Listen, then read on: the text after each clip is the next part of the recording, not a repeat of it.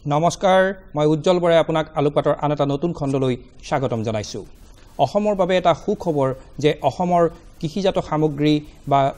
অন্যান্য ক্ষেত্ৰৰ সামগ্ৰী বিদেশলৈ ৰপ্তানি আৰম্ভ হৈছে আৰু শেহতীয়াকৈ অতি আকৰ্ষণীয় আৰু অতি ভাল খবৰ যে অসমৰ ৰঙালাও বৰ্তমান বিদেশৰ বিভিন্ন ঠাইলৈ ৰপ্তানি হৈছে আৰু ইয়াৰ উদ্যোগ লৈছে অসমৰ কৃষি বিভাগে আমি এই সন্দৰ্ভত কথা পাতিবলৈ আজি ষ্টুডিঅলৈ কেবাগৰাকী বিশিষ্ট ব্যক্তিক আমন্ত্ৰণ জনাই আনিছো তেখেতলোকক মই আপোনালোকৰ সন্মুখত চিনাকি কৰাই দিব খুজিছো প্ৰথমে মই চিনাকি কৰাই দিছো আমাৰ মাজত উপস্থিত থকা অসম চৰকাৰৰ কৃষি বিভাগৰ উদ্যান শস্য বিভাগৰ সঞ্চালক আব্দুল জেলিলক নমস্কাৰ মই চিনাকি কৰাই দিব খুজিছো অসম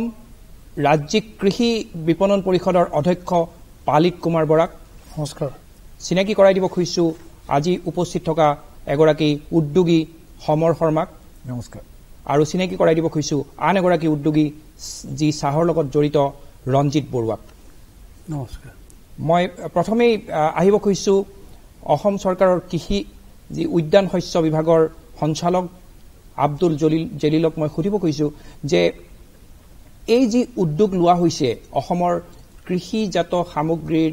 বিদেশলৈ ৰপ্তানি আৰু তাকো এই সংকটৰ সময়ছোৱাত ইয়াৰ দ্বাৰা আসলতে কৃষি বিভাগে কি কৰিব খুজিছে এইখিনিতে আপোনালোকক মই জনাবলৈ পাই আনন্দিত যে এই দুৰ্যোগৰ দিনতো আমি ভাৰতবৰ্ষৰ বাহিৰলৈ আমাৰ যিসকল উদ্যোগী এক্সপৰ্টাৰ আছে বা ব্যৱসায়ী আছে তেখেতসকলৰ লগত আমাৰ সহযোগত আমি ৰঙালাও ডুবাইলৈ পঠাবলৈ সক্ষম হৈছো আৰু এইখিনিতে আপোনালোকক জনাও যে আমি এই বছৰ নহয় বিগত বছৰতো আমি ডুবাইলৈ আমি পাইনাপল পঠাইছিলো ঠিক তেনেকে সাজিলেণ্ডলৈ আমাৰ আদা পঠাইছিলো আৰু যেহেতু আমি এই সংকট সময়ত আমি উপস্থিত হৈছো আমি এইটো আৰম্ভণি বুলি ভাবিছো ইয়াৰ পৰা আমি অদূৰ ভৱিষ্যতে ৰঙালাওৰ লগতে বিভিন্ন কৃষি সামগ্ৰী আৰু উদ্যান শস্যৰ যিবিলাক সামগ্ৰী আছে সেইবিলাক আমি আমাৰ যিবিলাক সহযোগী সংগঠন আছে আমাৰ লগত যিবিলাক জড়িত আমাৰ ব্যৱসায়ী আছে তেখেতসকলক সংগঠিত কৰি অসমৰ পৰা বিভিন্ন দেশলৈ আমি ৰপ্তানি কৰিবলৈ সক্ষম হ'ম মই এই উদ্যোগৰ লগত জড়িত সমৰ শৰ্মাক মই সুধিব খুজিছো আপুনি এই ক্ষেত্ৰত যথেষ্ট উদ্যোগ লৈছে ৰঙালাও বিদেশলৈ ৰপ্তানি কৰাৰ ক্ষেত্ৰত আপোনাৰ কেনে অনুভৱ হৈছে এই কাম কৰি আপুনি কি কি মানে সফলতা বা বিফলতা অনুভৱ কৰিছে এই গোটেই কামটো কৰোঁতে মই দেখিলো যে আমাৰ যিখিনি কৃষক আছে তেখেতসকল একচুৱেলি ডিঅৰ্গেনাইজড হৈ আছে আৰু সেই ডিঅৰ্গেনাইজটো অৰ্গেনাইজ কৰিবলৈ তেখেতে চৰকাৰৰ যিবিলাক নীতি আছে নীতি নিয়ম সকলোখিনি জানিবলৈ চেষ্টা কৰিব লাগিব এডুকেটেড হ'ব লাগিব তৃতীয়তে দেখা পালো যে ভিতৰত বহু ধৰণৰ মানুহ আছে যিবিলাকে ব্ৰকাৰী কৰে দ্যাট ব্ৰকাৰী ইজ অলছ' প্ৰফেশ্যন কিন্তু হ'লেও তাত চাব লাগিব যে ব্ৰকাৰসকলৰ পৰা আমি বস্তু আনা আৰু কৃষকৰ পৰা বস্তু আনা দুটা ডাঙৰ ডিফাৰেন্স কাৰণ আল্টিমেটলি আপুনি সদায় বুজিবলৈ লাগিব যে যিখিনি প্ৰডাকশ্যন ধৰক এতিয়া ৰঙালাও কথাই যিহেতু ওলাইছে যিখিনি প্ৰডাকশ্যন হৈ আছে সেইখিনি আমাৰ অসমৰ মাৰ্কেটত এতিয়া কনজিউম কৰি শেষ কৰিব পৰা অৱস্থাত নাই সেইকাৰণে আমি এটা পদক্ষেপ লৈছিলো আমাৰ মন্ত্ৰী ডাঙৰীয়া বা আমাৰ পালিত বৰা ডাঙৰীয়া আমাৰ ডাইৰেক্টৰ ডাঙৰীয়া সকলোৰে হেৰিত আমি যথেষ্ট উৎসাহ পাইছিলো আৰু কাম কৰোঁতে অলপমান কষ্ট হৈছিল যিহেতু COVID-19 চলি আছে যথেষ্ট প্ৰটকল মেইনটেইন কিন্তু মই ভাবো যে এইটো এটা খুব ভাল ষ্টাৰ্টিং আৰু যদি গোটেই কৃষকসকলে যদি সঁচাকে একগোট হৈ যদি এখন প্লেটফৰ্মত থাকি যদি আমাক কাম কৰিবলৈ সুবিধা দিয়ে ডেফিনেটলি এইটো খুব আগলৈ যাবলৈ উপায় আছে আৰু আমিতো এটা কণ্টিনিউৱাছ কাম কৰিম বুলিয়ে মানে ICD আপোনাৰ পাণ্ডু পোৰ্টৰ পৰা কণ্টিনিউৱাছ কাম কাৰণ এইটো কাৰণ এয়াৰক্ৰাফ্টটি পঠিয়াবলৈ সদায় সম্ভৱ নহ'ব কাৰণ এয়াৰক্ৰাফ্টেও কৰোনা কোভিডৰ প্ৰব্লেম লৈ প্ৰাইচেছ বহুত বঢ়াই দিলে সেইকাৰণে আমি এতিয়া ডিচাইড কৰিছো যে ইয়াৰ পৰা ICD যেহেতু আমাৰ পাণ্ডুতে কাষ্টম ক্লিয়াৰেন্স গোটেইখিনি উপায় আছে লগত খালি সৰু এটা প্ৰব্লেম আছে ইয়াত পেকিং এণ্ড চৰ্টিং হাউচ এটা লাগিব কাৰণ নহ'লে কোৱাৰেণ্টাইন ক্লিয়াৰেন্স পাবলৈ বৰ দিগদাৰী সেইকাৰণে এইবাৰ আমি গোটেইখিনি বস্তু থ্ৰু দিল্লী কৰাব লগা হৈছে কিন্তু ডেফিনেটলি আমি কথা পাতি আছো লাইনত আছে আৰু মই আমাৰ এগ্ৰিকালচাৰ ডিপাৰ্টমেণ্টকো ৰিকুৱেষ্ট কৰিছো যে আমাক ষ্ট'ৰেজ পইণ্ট দিব লাগে কাৰণ ৰেলৱেৰ লগতো আমি কথা পাতিছো ৰেলৱেৰো আমি ভাল ৰেছপন্স অভাৰঅল এই গোটেই পিৰিয়ডটোত মই দেখিলো মানুহে এনেই কৈ থাকে যে গভৰ্ণমেণ্টৰ পৰা সহায় নাপায় গভৰ্ণমেণ্টৰ পৰা সহায় যথেষ্ট পোৱা গৈছে আমি খালি কৰিব পৰাটোহে আমাৰ বাহাদুৰি আৰু সেইটোৱে কথা হয় মই আমাৰ আলোচনা অব্যাহত থাকিব কিন্তু এইখিনিতে এই যি প্ৰচেষ্টা এই প্ৰচেষ্টাই অসমৰ যি যুৱ প্ৰজন্মৰ বাবে কঢ়িয়াই আনিছে আশাৰ বতৰা আৰু কৃষি ক্ষেত্ৰত যথেষ্ট সম্ভাৱনা বহন কৰিছে আৰু তাৰ বাবে যুৱ প্ৰজন্ম আগ্ৰহী হোৱাৰ যথেষ্ট অৱকাশ আছে এই ক্ষেত্ৰত আমাৰ এগৰাকী সাংবাদিক গীতিমালিকা গগৈয়ে এক প্ৰতিবেদন প্ৰস্তুত কৰিছে আমি এই প্ৰতিবেদনটো অকমান চাই লওঁ আহক অসম চৰকাৰৰ কৃষি আৰু উদ্যান শস্য বিভাগে অসমৰ কৃষকৰ উৎপাদিত বিভিন্ন প্ৰকাৰৰ সামগ্ৰী ৰপ্তানি কৰি এক নতুন দিগন্তৰ সূচনা কৰিলে দখল কৰিলে আন্তঃৰাষ্ট্ৰীয় বজাৰ এমএছএমই খণ্ডত অসমৰ যুৱক যুৱতীক এই ব্যৱস্থাই স্বাৱলম্বিতাৰ ক্ষেত্ৰত যথেষ্ট সহায় কৰিব অসমৰ মুখ্যমন্ত্ৰী সৰ্বানন্দ সোণোৱালে কাৰ্গো প্লেনেৰে সৰবৰাহ কৰা ৰপ্তানিকৃত সামগ্ৰীৰ নিজেই তদাৰক কৰিছে নিবনুৱাসকলক সুনিশ্চিত পথ দেখুৱাই গ্ৰাম্য অৰ্থনীতি উন্নয়ন কৰাৰ দিশটো কিন্তু ইমান মসৃণো নহয় যথেষ্ট প্ৰত্যাহ্বানৰ সন্মুখীন হ'ব লাগিব অসমৰ খেতিয়কে উৎপাদন কৰা মূৰৰ ঘাম মাটিত পেলাই শাক পাচলি ফল মূল যি উৎপাদন কৰে সেই খেতিয়কৰ উৎপাদিত সামগ্ৰীবিলাক আমি বিদেশৰ বজাৰত বিক্ৰী কৰিবলৈ আৰম্ভ কৰিছোঁ আৰু ইতিমধ্যে Dubai Abu Dhabi Hong Kong Singapore London ইত্যাদি স্থানত আমাৰ খেতিয়কৰ উৎপাদিত সামগ্ৰীবিলাক বিক্ৰী হৈছে সময়ৰ লগত মিলাকৈ কৃষি খণ্ডৰ উন্নয়ন সাধন কৰিবলৈ বিশেষকৈ উন্নত মানৰ বীজ ৰাসায়নিক সাৰ কীটনাশক দ্ৰব্য আধুনিক বিজ্ঞানসন্মত সা-সৰঞ্জাম প্ৰযুক্তিবিদ্যাৰ প্ৰয়োগ আদি বিষয়বোৰে অগ্ৰাধিকাৰ পালেহে উৎপাদন বৃদ্ধিত আমি সফলতা লাভ কৰিব পাৰিম উন্নত মানৰ প্ৰযুক্তিবিদ্যাৰ প্ৰয়োগেৰে এই সফলতা নিশ্চয়কৈ আহিব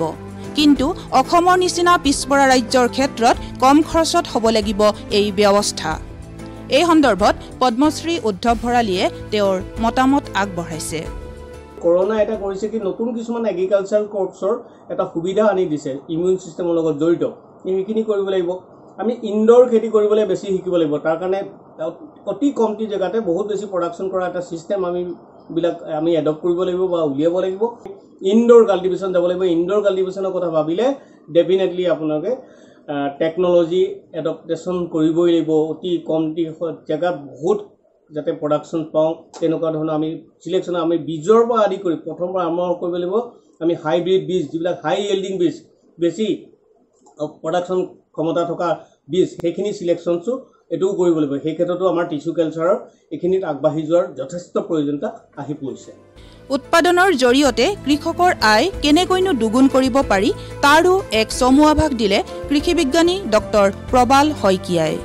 চৰকাৰৰ এই তৎপৰতাৰ বাবে আৰু অসম কৃষি বিশ্ববিদ্যালয়ৰ যুটীয়া উদ্যোগৰ বাবে বহু যুৱক যুৱতী বৰ্তমান কৃষি ক্ষেত্ৰৰ প্ৰতি আগ্ৰহী হৈছে কাৰণ ই শাৰীৰিক শ্ৰমক কমাই যন্ত্ৰৰ সহায়ত কম সময়ত অধিক উৎপাদন কৰাত কৃষকক সহায় কৰিছে আৰু আমি বৰ্তমান যিসকল যুৱক যুৱতী বহিৰাজ্যৰ কৰ্মচ্যুত হৈ অসমলৈ আমাৰ ৰাজ্যখনলৈ ঘূৰি আহিছে তেখেতসকলক অনুৰোধ জনাম যাতে এই চৰকাৰৰ বিশ্ববিদ্যালয়ৰ কৃষি যন্ত্ৰসমূহৰ যি সুবিধা ল'ব লাগে আৰু ইয়াৰ দ্বাৰা কৃষকৰ যি উৎপাদন খেতিপথাৰৰ উৎপাদন বৃদ্ধিত তেওঁলোকে বিশেষভাৱে অৰিহণা যোগাব পাৰিব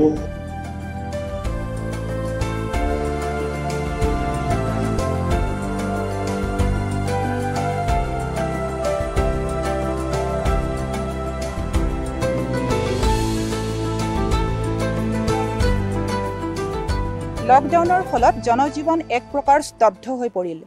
বহুজন আৰ্থিক তথা মানসিকভাৱেও জুৰুলা হৈ পৰিল বহিৰাজ্যৰ পৰা বহু হাজাৰ হাজাৰ যুৱক যুৱতী নিবনুৱা হৈ ঘূৰি আহিল নিজ ৰাজ্যলৈ উভতি আহি তেওঁলোকে কি কৰিব কি নকৰিব ৱাদিহ নোপোৱা হ'ল কিন্তু হঠাতে অসম চৰকাৰে তেওঁলোকৰ বাবে আৰু কৃষকসকলৰ বাবে এক সুখবৰ কঢ়িয়াই আনিলে সংশয়ৰ মাজতে যেন সম্ভাৱনা আহিল। আন্তঃৰাষ্ট্ৰীয় বজাৰত আমাৰ কৃষকৰ উৎপাদিত সামগ্ৰী বিক্ৰী হ'ল। ইতিমধ্যে অসমে যিহেতু এখন বজাৰ দখল কৰিলে, তেনেস্থলত পৰৱৰ্তী সময়ত অসম চৰকাৰ আৰু বিভিন্ন মহলে যদি আমাৰ নিবনুৱা কৃষকসকলক উন্নত প্ৰযুক্তিবিদ্যাৰে প্ৰশিক্ষণ দি উপযুক্ত কৰি তুলিব পাৰে, তেন্তে অসমে গ্ৰাম্য উন্নয়নৰ জৰিয়তে যে এক সুস্থ অৰ্থনীতি উপহাৰ দিব পাৰিব, সেয়া কিন্তু নিশ্চিত। লখিমপুৰৰ পৰা দয়াল কৃষ্ণনাথৰ সহযোগত মই গীতিমালিকা গগৈ, DD অসম, গুৱাহাটী। আমি দেখা পালোঁ গীতিমালিকা গগৈৰ যি প্ৰতিবেদন, তেওঁক আমি ধন্যবাদ জ্ঞাপন কৰিছোঁ। সেই প্ৰতিবেদনে যথেষ্ট আশাৰ বতৰা বহন কৰিছে। মই পালিত কুমাৰ বৰাৰ কাষলৈ আহিব খুজিছোঁ। পালিত কুমাৰ বৰা, আপুনি কৃষি সামগ্ৰী বিপণনৰ লগত জড়িত, আপুনি সেই ক্ষেত্ৰত আপুনি অধ্যক্ষ হিচাপে ৰাজ্যিক কৃষি বিপণন পৰিষদৰ আপুনি দায়িত্ব বহন কৰি আছে। অসমত কৃষি সামগ্ৰী বিপণনৰ ক্ষেত্ৰত আপোনালোকে কেনেকুৱা ধৰণৰ অসুবিধাৰ সন্মুখীন হৈছে, অকণমান জনাব নেকি? অসুবিধাৰ সন্মুখীন বুলি কথাটো নহয়। কথাটো হৈছে যে আমাক যি ছিষ্টেমত আমি কাম কৰিব লাগে, কিছু ক্ষেত্ৰত আমাৰ কিছু অসুবিধা হয়, একেবাৰে নোহোৱা নহয়। আমাৰ মাৰ্কেট ইয়াৰ্ড লাগে, মাৰ্কেট ইয়াৰ্ডখিনি আমাৰ সম্পূৰ্ণ হোৱা নাই। মাৰ্কেট ইয়াৰ্ড সম্পূৰ্ণ হ'বলৈ গৈ আছে। অসমত নতুনকৈ আপোনাৰ 28খন মাৰ্কেট ইয়াৰ্ড হ'বলৈ গৈ আছে। ঠিক তেনেদৰে আমাক কোল্ড ষ্ট'ৰেজ লাগে। কোল্ড ষ্ট'ৰেজ আমাৰ এতিয়ালৈকে 5টা আছে, তাৰে 2টা নতুন আৰু খুব সোনকালে শ্বৰ্টলি ষ্টাৰ্ট হ'ব। সেইকেইটা কোল্ড ষ্ট'ৰেজ, এটা 6গাঁও আৰু এটা খাৰুপেটীয়া, সেই 2টা প্ৰায় কমপ্লিট হৈছে। সেইখিনিৰ ওপৰত আপোনাৰ আমি মানে ভাৰত স্বাধীনৰ পৰাই গম পাওঁ আগৰ পৰা যে দৰংগিৰি বুলি এডোখৰ জেগা আছে গোৱালপাৰাত, যি দৰংগিৰিত এছিয়াৰ ভিতৰত ডাঙৰ কলৰ বজাৰখন আছে বুলি কোৱা হয়। কিন্তু সেই বজাৰখন স্থায়ী কৰা সন্দৰ্ভত আজি ইমান বছৰে চিন্তা চৰ্চা নহ'লে, কিন্তু আমি এই চৰকাৰৰ মাধ্যমেদি পুনৰ 5 বিঘা মাটি আবণ্টন লৈ তাত এখন বজাৰ বনাবলৈ আমি আগবাঢ়ি গৈছোঁ, যিখনত আমাৰ 999 লাখ টকা খৰচ হ'ব আৰু যিখন মাৰ্কেটত সকলোখিনি সুবিধা থাকিব। আমাৰ বাহিৰৰ পৰা অহা বেপাৰীসকল তাত থাকিব পাৰিব, হোটেল থাকিব, ৰেষ্টুৰেণ্ট থাকিব, বেংক থাকিব, সকলোখিনি সুবিধা তাত দিয়া হ'ব, পাৰ্কিং থাকিব। সেই গোটেই ব্যৱস্থা কৰাৰ কাৰণে আপোনাৰ 999 লাখ টকাৰ এটা প্ৰজেক্ট তাত আৰম্ভ কৰিবলৈ আমি আগবাঢ়িছোঁ, য'ত কেন্দ্ৰ চৰকাৰ আৰু অসম চৰকাৰ দুয়োফালৰ পৰা সহযোগ আছে। হয়, ধন্যবাদ পালিত কুমাৰ বৰা। মই আপোনালৈ আহিম। মই ৰঞ্জিত বৰুৱাক এটা কথা সুধিব খুজিছোঁ। আপুনি এগৰাকী চাহ উদ্যোগী আৰু চাহৰ ক্ষেত্ৰত আপুনি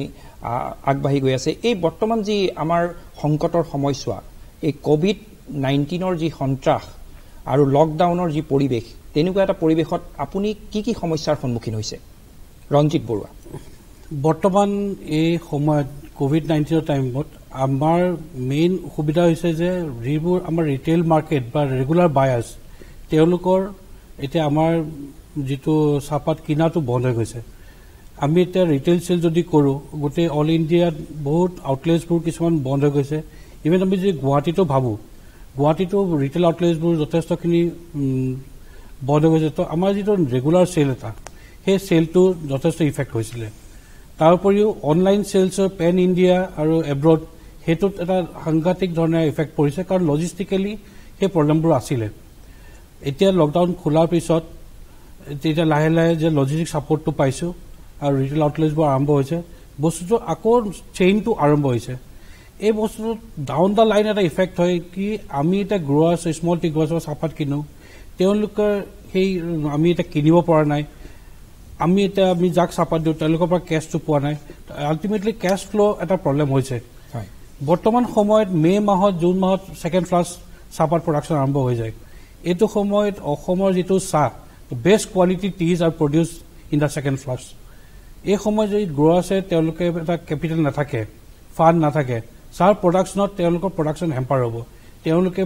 পইচা নাথাকিব, তেতিয়া আপোনাৰ পাতটো তুলিব নোৱাৰিব সময়মতে, সময়ত তুলিব নোৱাৰিলে প্ৰডাকশ্যন কৰিব নোৱাৰিব। আপুনিও যিটো সময় যিটো এটা কথা কৈছে যে মধ্যভোগীৰভাৱে কৃষকে আচল দাম নাপায়, সেইটো এটা প্ৰসংগ আহিছে, বা যিটো উৎপাদিত সামগ্ৰী, সেই সামগ্ৰীটো মধ্যভোগীৰ পৰা কিনাৰ কাৰণে তাৰ দামটো বাঢ়ি গৈ থাকে। তেনেকুৱা সমস্যাৰ আপুনি সন্মুখীন হৈছে নেকি? মই চেষ্টা কৰিছোঁ যে আমি চাহপাতটো ডাইৰেক্ট গ্ৰ'ৱাৰ্ছৰ পৰা কিনিবলৈ, যাতে তেওঁলোকে এটা সঠিক মূল্য পায়। এতিয়া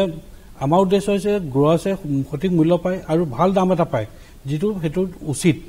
আমি সেইটো লৈ আমি তাত ভেলুৱেশ্যন কৰি চাহপাতটো বজাৰত উলিয়াইছোঁ। হয়, মই পালিত কুমাৰ বৰা সুধিব খুজিছোঁ, এই ক্ষেত্ৰত কৃষি বিপণন পৰিষদে কিবা কৰিব লগা আছে নেকি? যিটো মধ্যভোগীৰ কথা আহিছে, সেই মধ্যভোগীৰ ক্ষেত্ৰত হয়, লকডাউনৰ সময়ত আমি এটা বস্তু লক্ষ্য কৰিলোঁ যে আমি গুৱাহাটী মহানগৰখনত ৯১টা চেণ্টাৰত আমি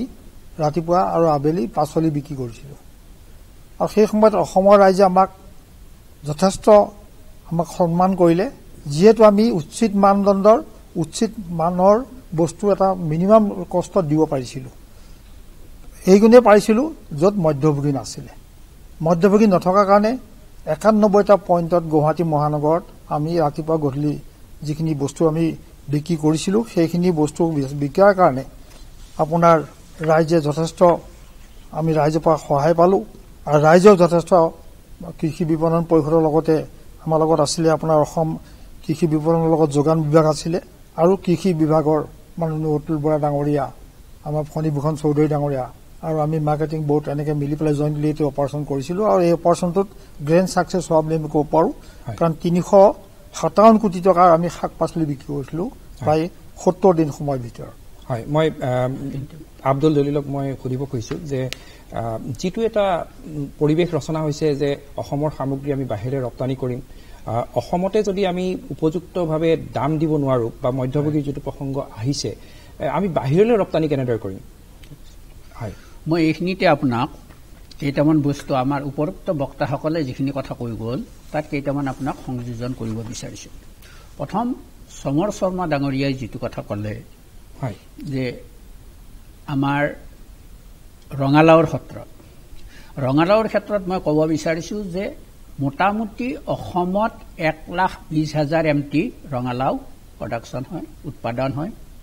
আৰু মোটামুটি আমাৰ ১০,০০০ হেক্টৰত ৰঙালাও হয়। তাৰ ভিতৰত গতিকে এই ৰঙালাওখিনিৰ কাৰণে আমি ব্যৱস্থা ল'ব লাগিব, বিদেশলৈ পঠোৱাৰ বা আমাৰ অসমৰ বিভিন্ন ৰাজ্যলৈ, পূৰ্বাঞ্চলৰ বিভিন্ন ৰাজ্যলৈ আমি পঠোৱাৰ ব্যৱস্থা কৰিব লাগিব। এইখিনিতে আপোনাক জনাইছোঁ যে আমি অকল কৃষি সা সামগ্ৰী পূৰ্বাঞ্চলৰ কাৰণে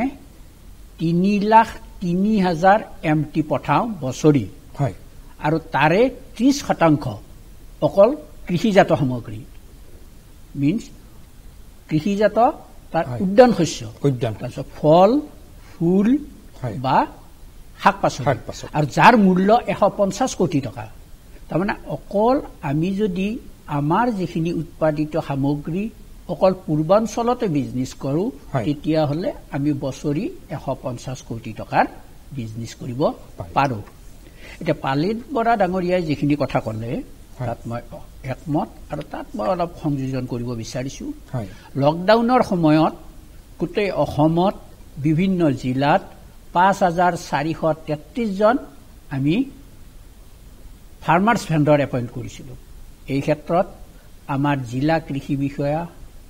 জিলা উপায়ুক্ত সকলোৱে আমাক সহযোগ কৰিছিল আৰু গ্ৰেণ্ড ছাকচেছ হৈছিলোঁ। আৰু এইটো আমি এটা উদাহৰণ হিচাপে লৈছোঁ যাতে অদূৰ ভৱিষ্যতে এই ছেক্টৰত আমাৰ যিখিনি আনএমপ্লয়ড ইউথ বা বেলেগ যিখিনি আমাৰ আনএমপ্লয়ড বা বাহিৰৰ পৰা অহা, মই পিছৰ আলোচনাত আপোনাক ডিটেইলছ কম, যাতে আমি তেখেতসকলক ইয়াত জড়িত কৰিব পাৰোঁ। আৰু এইখিনিতে আৰু এটা আপোনাক কৈছোঁ যে আমাৰ পালিত বৰে ডাঙৰীয়াই যিটো ক'লে ৩৫৭ কোটি টকাৰ আমি অকল ৭০ দিনত কৰিছোঁ। আমি সেইখিনিতে চাব লাগিব যে ৭০ দিনত যদি আমি ৩৫৭ কোটি টকাৰ ব্যৱসায় কৰিব পাৰোঁ, যিহেতু আমি জানো শাক পাচলি, মছলাজাতীয় বস্তু বা ফল এইটো আমাৰ ডেইলি লাগে। এইখিনিতে আপোনাক কওঁ, অসমত daily ৫,৩০০ MT fruits and vegetable লাগে। এইটো আমি সময়ত আমি ইয়াৰ পৰা উৎপাদন কৰিব লাগিব, আৰু কেতিয়াবা আমি বাহিৰৰ ৰাজ্যৰ পৰা আনো। গতিকে আমাৰ যিখিনি স্কোপ আছে বাহিৰলৈ পঠোৱা আৰু পিছৰ আলোচনাত আমি এমঅফিচিডি বা এই কথাবিলাক আহিম আৰু এতিয়ালৈকে এইটোৱে হ'ল আমাৰ ষ্টেটাছ আৰু এইখিনিতে আৰু এটা কথা কৈছো আপোনাক পালিত বৰা ডাঙৰীয়াই যিটো কথা ক'লে যে আমাৰ 7টা আছে অকল অসম বিপণন ক্ষেত্ৰৰ কোল্ড ষ্টৰেজ অসমত আমাৰ বিভিন্ন ব্যক্তিগত খণ্ডটো আছে টোটেল আমাৰ 37টা কোল্ড ষ্টৰেজ আছে তাৰ প্ৰায়বিলাকে অচল আৰু আধা অংশই চলি আছে গতিকে এইখিনিৰ কাৰণে আমি ব্যৱস্থা ল'ব লাগিব ভাৰত চৰকাৰৰ লগত মই যোগাযোগ কৰিছো আমাৰ বিভাগৰ পৰা আমাৰ চৰকাৰৰ পৰা যাতে এই কোল্ড ষ্টৰেজখিনি আমি কাৰ্যক্ষম কৰিব পাৰো হয় কাৰণ এই সময়ছোৱাত আমি দেখা পাইছো যে বহুতো কৃষকে তেওঁলোকৰ উৎপাদিত সামগ্ৰী নদীত পেলাই দিব লগা পৰিস্থিতিৰ নিচিনা উদ্ভৱ হৈছে মই সমৰ শৰ্মাক সুধিব খুজিছো আপুনি ৰঙালাও বাহিৰলৈ পঠোৱাৰ যিটো প্ৰকল্প হাতত ললে সেইটো আপোনাৰ মনলৈ কেনেকৈ আহিল প্ৰথম আপুনি কেনেকৈ ভাবিলে যে ৰঙালাও মই বাহিৰলৈ পঠাম একচুৱেলি ৰঙালাও বাহিৰলৈ পঠিয়াম বুলি পেলাই আগবাঢ়ি অহা নাছিলো হয় যেতিয়া এই কোভিড আৰম্ভ হ'ল তেতিয়া মই কিবা এটা সম্পৰ্কত মই আমাৰ মাননীয় মন্ত্ৰী অতুল বৰা ডাঙৰীয়া ছাৰৰ লগত অলপ কণ্টেক্টত আছিলো হয় ছাৰে তেতিয়া ক'লে যে তোমালোকে এইটো কাম কৰি আছা তথাপিতো চেষ্টা কৰা যাতে এগ্ৰিকালচাৰেল ছেক্টৰটো এই ক্ৰাইচিছত মানুহখিনিক সহায় কৰিব লাগে হয় লগে লগে মই ইমিডিয়েটলি এতিয়া মই এক্সটেনচিভলি টুৰ কৰিবলৈ আৰম্ভ কৰিলোঁ গোটেই অসমৰ ইটো মূৰৰ পৰা সিটো মূৰলৈ যাবলৈ আৰম্ভ কৰিলোঁ যে ক'ত কি প্ৰব্লেম হৈছে বহুত চৰ্টিং কৰি দেখা পালোঁ আৰু এটা সৌভাগ্যৰ কথা আছিলে যে মোৰেই কাউণ্টাৰ পাৰ্ট ডুবাইত বহি আছে ইটিচি ৰিজেন ট্ৰেডিং সিও এটা অসমীয়া ল'ৰা স্পন্দন ফুকন হয় আমি আচলতে অসম ভাৰতবৰ্ষৰ পৰা চাউল চেনি লৈ গৈ থাকোঁ গৈ পেলাই আমি ডুবাইৰ পৰা আমি বিলিং কৰি আংগোলালৈ লৈ যাওঁ mainly we are concentrated on south আফ্ৰিকাৰ এটা কিছু জেগাত আমি কনচেনট্ৰেট কৰিছোঁ তাত আমাৰ ফেক্টৰী চেক্টৰী বহিছে তেতিয়া মই স্পন্দনক ক'লো যে স্পন্দন এইটো কাম কৰিব পাৰি নেকি সি ক'লে যে ডেফিনেটলি পৰা যাব নোৱাৰা কথা নাই খালি কথাটো হৈছে যে এই চিটুৱেশ্যনত এতিয়া মেনেজমেণ্টটো কেনেকৈ কৰা যাব হয় তেতিয়া মই এটা এব্ৰাপ্টলি এটা ষ্টেজ ল'লোঁ যিটো কথা এইমাত্ৰ ছাৰে ক'লে যে cold storage is a big problem তেতিয়া মই ছাৰ্ভে কৰি দেখিলোঁ যে ৰঙালাওত সাংঘাতিক ধৰণৰ কোল্ড ষ্ট'ৰেজৰ কথা নাই তেতিয়া মই ইমিডিয়েটলি গুৱাহাটীত 2টা গোডাউন লৈ ল'লোঁ নিজৰ প্ৰাইভেট কেপাচিটিত আৰু এটা কাজিৰঙাত এখন হোটেলত এটা এৰেঞ্জমেণ্ট কৰি লৈ যিটো ফাৰ্মাৰৰ ক্ৰাইচিছ হৈছে যে আমাৰ ৰঙালাও গেলি গৈছে আমি মৰি গৈছোঁ at least to give them certain relief at least আপোনালোকে বস্তুখিনি যেনেকৈ বানপানী হ'লে মানুহক যেনেকৈ আনি এটা জেগাত থাকিবলৈ দিয়ে ঠিক তেনেকৈ আমি এটা কৰি দিলোঁ যে ৰঙালাও চঙালাও যিখিনি আছে আপুনি আনি আমাৰ ইয়াত থওক অন্তত আপোনালোকৰ গেলি গ'ল পচি গ'ল উটি গ'ল সেই শব্দটোৰ টেনশ্যনটোৰ পৰা আপোনালোকে মুক্ত হ'ব আৰু তেনেকেই তেখেতসকলে কৰিলে আৰু মেইনলি মই সঁচা কথা ক'বলৈ গ'লে গোলাঘাট ডিষ্ট্ৰিক্টখনেই মই মেইনলি কনচেনট্ৰেট কৰিলোঁ কৰি পেলাই এইখিনি কৰাৰ পাছত দেখা পালোঁ যে বহু ছেক্টৰে আমাক হেল্প কৰিবলৈ আগবাঢ়িছে ধৰক এপিডাই চেয়াৰমেন পৱন বৰঠাকুৰ ছাৰো সোমাই আহিলে বামালৰি সোমাই আহিলে তাৰপিছতে প্ৰব্লেম আহিল যে ইয়াত শ্বৰ্টিং আৰু পেকিঙৰ ছিষ্টেম নাই তো ফাইনেলি ডিচাইড কৰা গ'ল যে ৰঙালাওত বৰ এটা পেকিং শ্বৰ্টিং কাৰোবাৰ এটা নাই ভাল গানি বেগত পেকিং হ'লে এইটো পঠিয়াব পৰা যায় চ' ট্ৰায়েল বেচিছত প্ৰথম সেইটো কনচাইনমেণ্টটো পঠিয়াই দিয়া গ'ল গৈ পেলাই এতিয়া আপোনাৰ আকৌ তাতো অলপমান আছিলে কিছুমান প্ৰব্লেম সেইবিলাক আমাক হেল্প কৰিলে চ' ফাইনেলি দিল্লীৰ পৰা কনচাইনমেণ্টটো ওলাই গ'ল সেইকাৰণে প্ৰব্লেম আৰু কিছুমান প্ৰাইভেট ছেক্টৰতো আমি কিছুমান টেকনলজি কৰিব লাগে এইটো এই কামটো পাৰ্মানেণ্ট কৰিবৰ কাৰণে দেখা পালোঁ যে ৰঙালাও এটা বস্তু যিটোত ৰেফ্ৰিজাৰেটৰ কণ্টেইনাৰ মোক নালাগে উইদাউট ৰেফ্ৰিজাৰেটৰ কণ্টেইনাৰ মই ইয়াৰ পৰা নিব পাৰিম কাৰণ মই দেখা পালোঁ এতিয়ালৈকে যে এতিয়ালৈকে যিখিনি ৰঙালাও ষ্ট'ৰেজত আছে আপোনাৰ কাজিৰঙাত যিখিনি আছে খুব এটা মই ডেমেজ দেখা নাই 2-4টা খালি কৰা হৈছে কি যে মই এইটো কথা বুজি পালোঁ ছাৰে এগ্ৰী কৰিব যে তাক অলপমান মাজে মাজে চাৰ্কুলেট কৰি থাকিব লাগিব ৰঙালাওখিনি আপুনি এটা বেয়া হৈ গ'লে এইটো পেলাই দিব লাগিব এই যিটো শ্বৰ্টিঙৰ কামটো অলপমান আছে তাত লেবাৰ কষ্টিং আছে কিন্তু ফাইনেলি মই ভাবোঁ যে এইটো ইজ গুড আৰু লগতে এতিয়া দেখিছোঁ এইটো হৈ যোৱাৰ পাছত এটা মই ডাঙৰ কথা দেখা পালোঁ বিভিন্ন জেগাৰ পৰা বিভিন্ন মানুহৰ টেলিফোন কানেকশ্যন আহি গ'ল যে আমাৰ পৰা নেমু লৈ যাওক আমাৰ পৰা এই লৈ যাওক সেই বস্তুটো জাগৰণটো আহি গৈছে মই সেইটোৱে আপোনাক সুধিব খুজিছিলোঁ যে ৰঙালাওৰ বাহিৰেও আৰু আমি অন্যান্য কি কি পাচলি আমি পঠাব পাৰোঁ বাহিৰলৈ চাওক বাই এয়াৰক্ৰাফ্ট যদি পঠিয়াবলৈ হয় তেনেহ'লে মানে যদি মেক্সিমাম পেৰিছেবল পঠিয়াবলৈ হয় তেনেহ'লে এয়াৰক্ৰাফ্টৰ নৰ্মেল চি ফেয়াৰলৈ আহিব লাগিব এয়াৰক্ৰাফ্টৰ normal cargo load was 80 rupees এতিয়া 80 আহাই নাই এতিয়া 210 rupees আল্টিমেটলি বিদেশৰ বজাৰখনতো এটা মাৰ্কেট প্ৰাইচ হ'ব লাগিবতো ইয়াৰ পৰা যদি গৈ পেলাই এটা অদ্ভুত প্ৰাইচ হয় তাততো আপুনি বিক্ৰী কৰিব নোৱাৰিব দ্বিতীয় কথা আছে কি আৰু এটা কথা আছে ধৰক এটা এগ্ৰিকালচাৰ ডিপাৰ্টমেণ্টৰ লগত এইটো কথা পাতিব লাগিব যে বিদেশত মেইন প্ৰব্লেমটো হৈছে গৈ পোৱাৰ টেষ্টিঙত যাতে পেষ্টিচাইড এমাউণ্ট বেছি থাকিব নোৱাৰে আৰু পেষ্টিচাইড যদি এমাউণ্ট বেছি হয় তাৰ পৰা আৰু ঘূৰাই পঠোৱা তেওঁলোকৰ কথা নাই তেওঁলোকে just they will dump it তেওঁলোকে লৈ যায় এইটো আকৌ বিগেষ্ট লছত আহি যায় সেইকাৰণে মোক কৈছে গোটেইকেইটা দিশ চাব লগা হয় বহুকেইটা দিশ চাব লাগিব আৰু মই পৱনমতা ছাৰৰ লগতো কথা পাতিছো মই ইয়াতে এটা চৰ্টিং আৰু পেকেটিং ইউনিট কৰিবৰ কাৰণে বিৰাটেই ইণ্টাৰেষ্ট কাৰণ আমাৰ কাষ্টম ক্লিয়াৰেঞ্চ কৰাৰ সুবিধা ইয়াতেই আছে আপোনাৰ এতিয়া আপুনি সেইদিনাখন য'ত আমি চিএম ছাৰে ইনগ্ৰেট কৰিলে that is also a very good place X-ray চিষ্টেমৰ পৰা চব গোটেইখিনি আছে কিন্তু আল্টিমেট কেলকুলেশ্যন কৰি দেখিলো যে পানীটো ইউজ কৰিবই লাগিব মানে ৱাটাৰ চাৰ্ফেচ ইউজ হ'বই লাগিব কষ্টিং বহুত কমি যাব সেইকাৰণে মই অকল ৰঙালাওৰ ওপৰতে কনচেন্ট্ৰেট কৰিব নেমু ইজ ভেৰি গুড নেমু পঠিয়াব পৰা যাব আৰু আপোনাৰ চাহৰ ৰপ্তানি হৈ আছে নহয় জানো চাহৰ হৈছে যথেষ্ট যে চাহটো আমি কেতিয়াও কৰি পোৱা নাই কাৰণ আমি সঁচা কথা ক'বলৈ গ'লে এগ্ৰিকালচাৰ ছেক্টৰত আমি কাম কৰা নাই আমি অকল কৰিছিলো চাউল আৰু চেনি পঠিয়াই আছিলো মই ৰঞ্জিত বৰুৱাক সুধিব খুজিছো চাহৰ ৰপ্তানিৰ ক্ষেত্ৰত আপুনি কিবা উদ্যোগ লোৱাৰ কথা ভাবিছে নেকি